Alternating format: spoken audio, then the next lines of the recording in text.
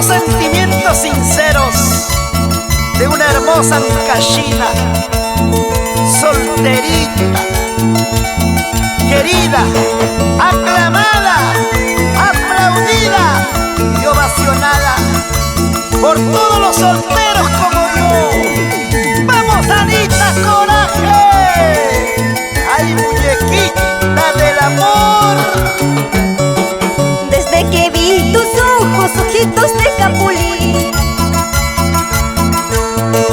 desde ese momento me enamoré de ti. Desde que te conocí no tuve otra ilusión de entregarte mi vida con todo mi corazón, de entregarte mi vida con todo mi corazón.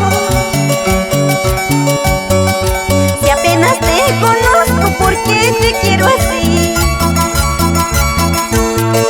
Porque con todo mi alma solo pienso en ti. Porque sueño contigo, porque mis ojos lloran.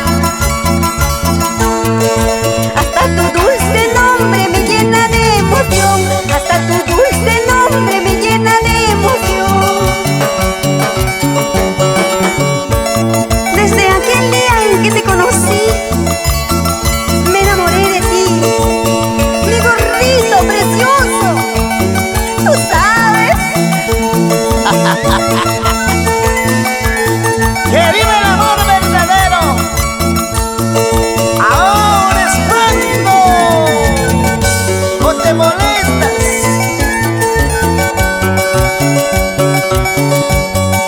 Desde aquí te miro, lindo recuaíno,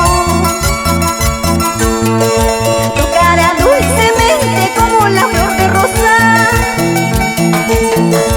sin poder decirte lo que mi corazón siente. Ahora cantando te digo, me entregarás tu amor.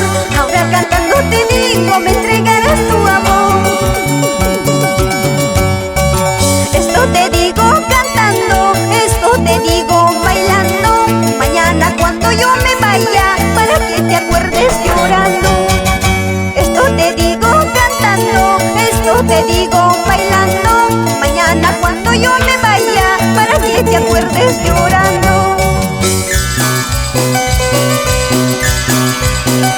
Oye, pero qué rico vacilón.